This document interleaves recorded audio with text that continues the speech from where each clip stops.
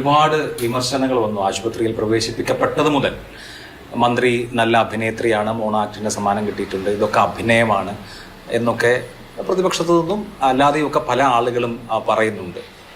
അതേക്കുറിച്ചുള്ള പ്രതികരണം എന്താണ്?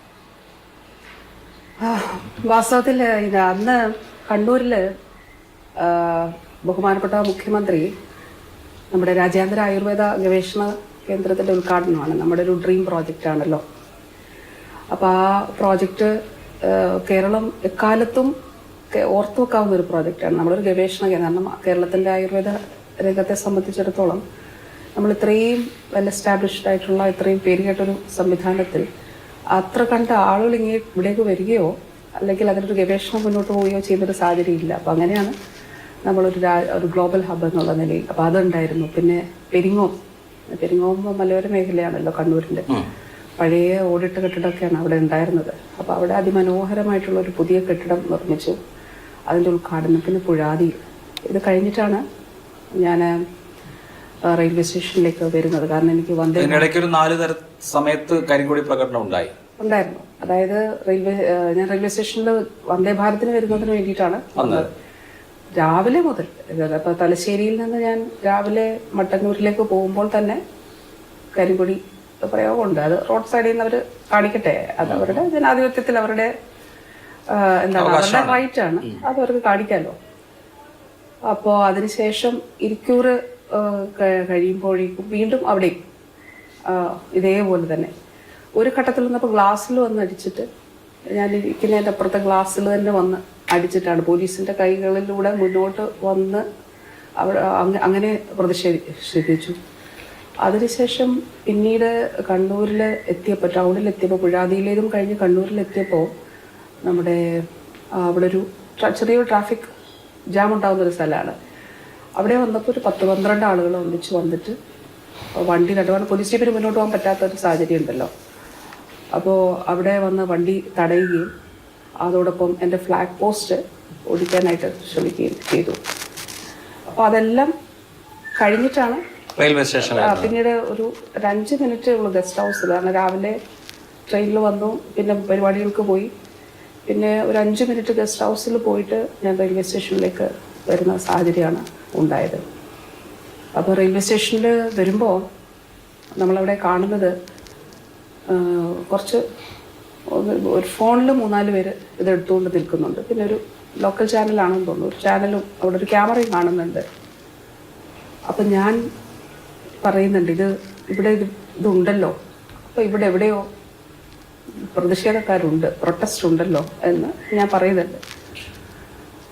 അപ്പോൾ ഞാനിത് പറഞ്ഞിട്ടാണ്. അപ്പോൾ ഇവരെന്നോട് പറഞ്ഞു വെയിറ്റ് ചെയ്യണം, എന്തായാലും നമുക്കൊന്ന്, അപ്പോൾ അങ്ങനെയാണെങ്കിൽ നമുക്ക് ഒന്നിച്ച് മുന്നോട്ട് പോകാം എന്ന് പറഞ്ഞു. അങ്ങനെയാണ് നമ്മൾ ആ ഒരു റെയിൽവേ സ്റ്റേഷനിൽ കയറി ആദ്യത്തെ പ്ലാറ്റ്ഫോം ടിക്കറ്റൊക്കെ കൊടുക്കുന്ന ഇടം കഴിഞ്ഞ് മുന്നോട്ട് പോകുമ്പോൾ ആണ് ഒളിഞ്ഞിരുന്നിട്ടാണ് ഇവർ മുന്നിലേക്ക് ചാടി വരുന്നത്. അപ്പോൾ നമ്മൾ ഈ ഒരു ഇരയൊക്കെ കാണുമ്പോൾ ഒരു പുലി പതുങ്ങിയിരുന്നിട്ട് ആക്രമണം നടത്തുന്നത് പോലെയാണ്. പിന്നീട് ഞാൻ ഇന്നലെ അതിൻ്റെ ഇത് കണ്ടു. അതായത് എത്തി നോക്കുന്നു, വരുന്നുണ്ടോ എന്ന് നോക്കുന്നു. അതിനുശേഷം അതുപോലെയാണ് ചാടി വീഴുന്നത്. ചാടി വീഴുമ്പോൾ വാസ്തവത്തിൽ ഈ പോലീസിൻ്റെ വലയത്തിനുള്ളിലേക്ക് ഒരാൾ കടന്നു വരുന്നുണ്ട്.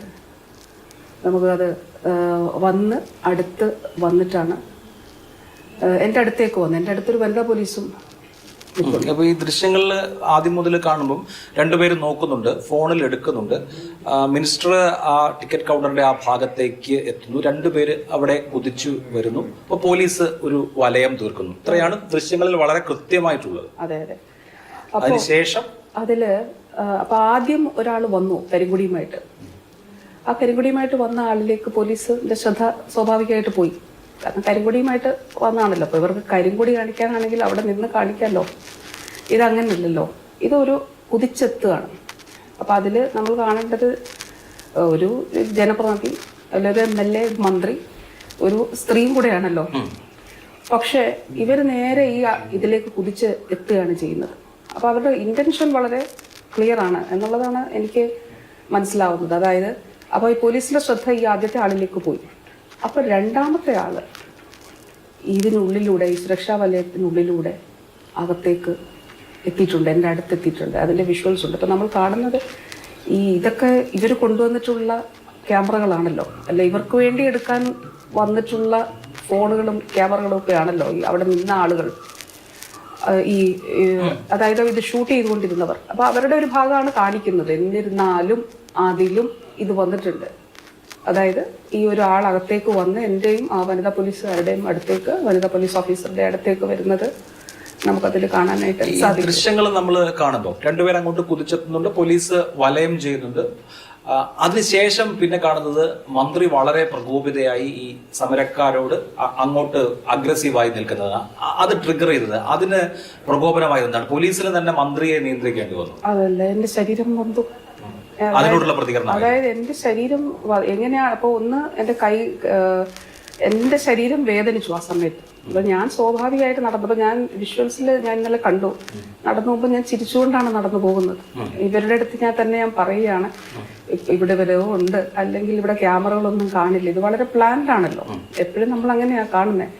അപ്പൊ പ്ലാൻഡ് ആയിട്ടുള്ളൊരു അറ്റാക്കാണ് എപ്പോഴും സംഭവിക്കുന്നത്. അപ്പൊ ഞാനിത് പറഞ്ഞത് വളരെ ആസൂത്രിതമായി ഇവരിവിടെ എവിടെയോ ഉണ്ട് കേട്ടോ എന്ന് പറഞ്ഞിട്ട് ഇവരോട് ഞാൻ ചിരിച്ചുകൊണ്ട് മുന്നോട്ട് പോകുമ്പോഴാണ് ഈ പോലീസിന്റെ ചുറ്റും ഉണ്ട്. അപ്പോഴാണ് ഒരാൾ ആദ്യം ഓടി വരുന്നു.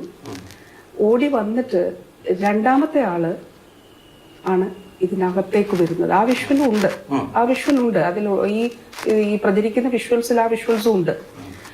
അപ്പോ അടുത്തേക്ക് വന്നിട്ട് അയാളാണ്, അവിടെ ഒരു പിടിവലി ഉണ്ടാകുന്നുണ്ട്. വനിതാ പോലീസ് ഓഫീസറും ഉണ്ട്, ഞാനും ഉണ്ട്. ഇയാളുടെ അപ്പോ ആ സമയത്ത് അവിടെ ഒരു പ്രശ്നം ഉണ്ടാകുന്നുണ്ട്. എന്റെ ദേഹം നൊന്തിട്ടുണ്ട്.